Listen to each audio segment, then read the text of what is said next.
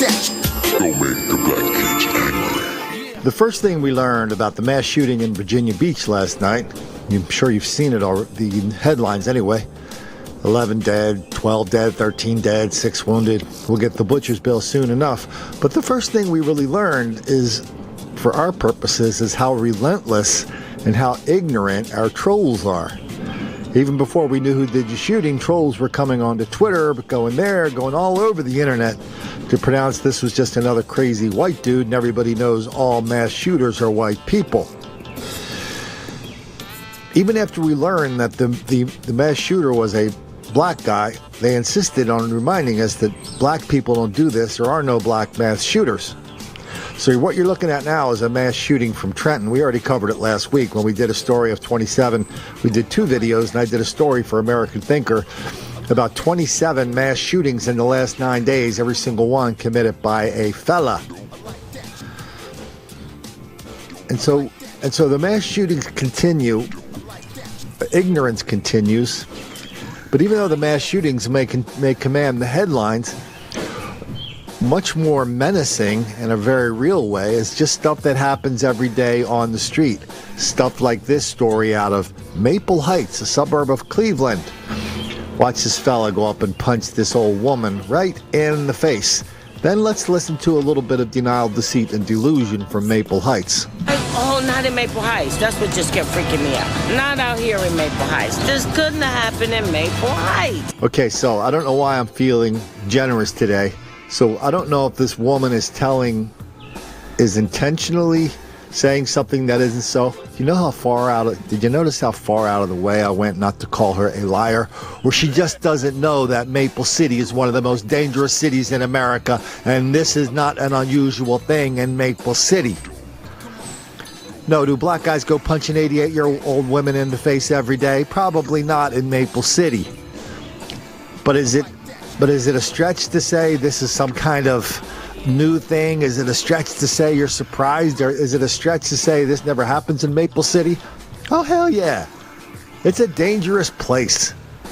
Well, it did tonight. An arrest in a brutal attack that shocked that community. Maple Heights police say they've got the guy who attacked an 88-year-old woman who was waiting for a bus. 5-year side investigator Scott Knoll talked to people in Maple Heights. Thankful he's been caught.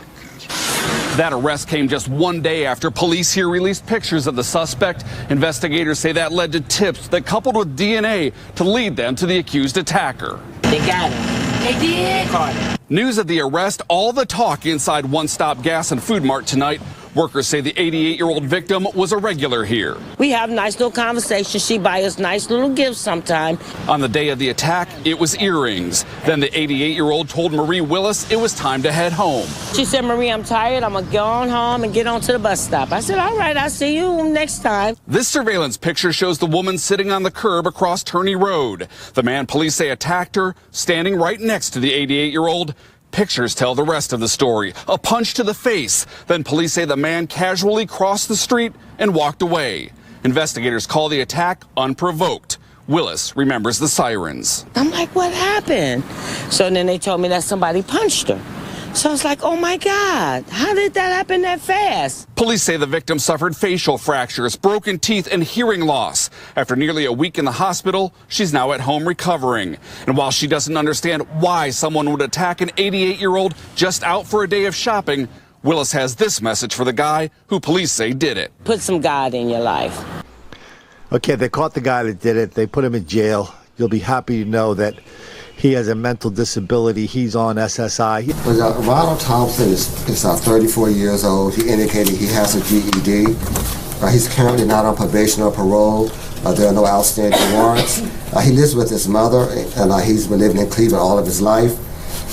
His sole source of income is SSI. He does have a mental disability. You know, about 5 or 10 years ago, they noticed that the welfare rolls started to go down a little bit, and they're dipping even further now. And a lot of people were saying, that's proof of the strong economy. Well, here's what happened is they're taking people off of welfare and they're shuffling them over to permanent disability. That's the golden ticket. We did a podcast here. We got it from NPR where there's a doctor in a little town. I think it's North Carolina. It's a little black town. The white doctor basically put everybody in the town on disability, medical disability. He said, there's nobody here that's capable of working. What are they going to do? What are they going to do? They're going to go to work in an office? And, of course, down in Tallahassee, you got a home invasion of 4 of the fellas, 2 of them shot. There's not one person in Tallahassee or in that part of Florida, that part of America, who would look at that story and say, wow, that's quite a surprise. So now we move over to a place called High Point, where a woman is charged with shooting into a crowd of 30 people. So Carlissa Clark shot into a crowd of 30 people. I don't think she hit anybody. Firing shots into a crowd of people. High Point police tell us they've charged Carlissa Clark with several crimes, including possession of a firearm by a convicted felon. They say last night around 7:30, she shot into a group of people on Ardell Drive. Officers chased her and recovered a handgun. So is she a mass shooter? No, every statistician in America will tell you she's not.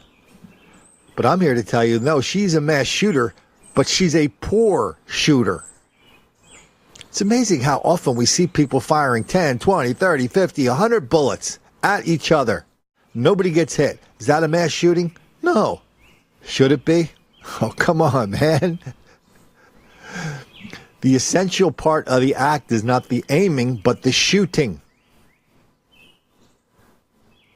So whatever numbers we look at, however much the black mass shooting numbers are out of whack, yes, 75% of mass shooters in America are black. I think the number's higher. Last thing I did, I did 27 out of 27, 4 unknown. So I think it's higher than 75%.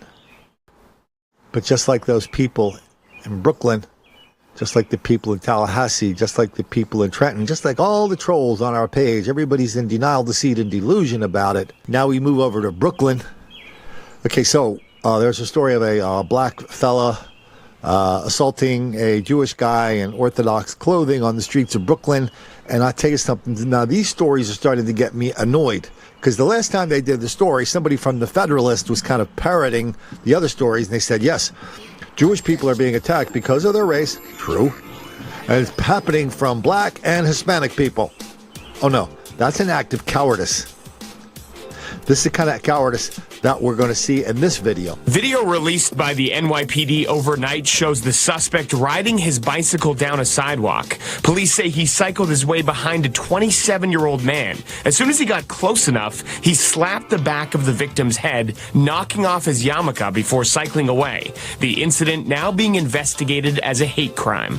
It's like war on the Jewish people. That's what it's like. We've never seen anything like what is happening right now. Police say in this incident, the victim wasn't seriously hurt. It happened Wednesday just after 2 in the afternoon near the corner of Flushing and Nostrand Avenue in Williamsburg.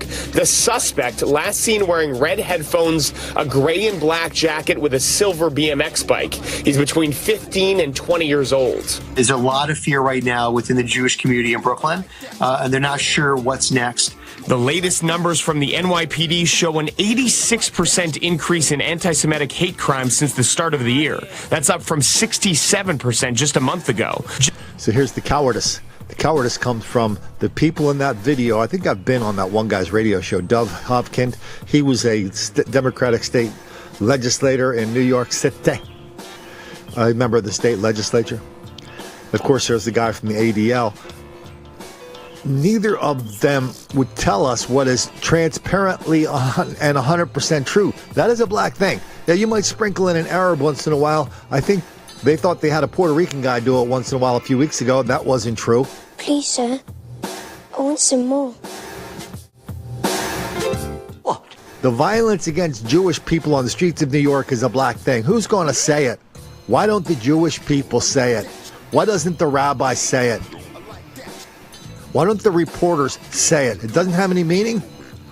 If the racial identity of the victims has meaning, why doesn't the racial identity of the predators have any meaning? And lots of people just sit there and shake their head even though they have a nagging suspicion in the back of their mind they're being sold a bill of goods, all because they just don't want to make the black kids angry.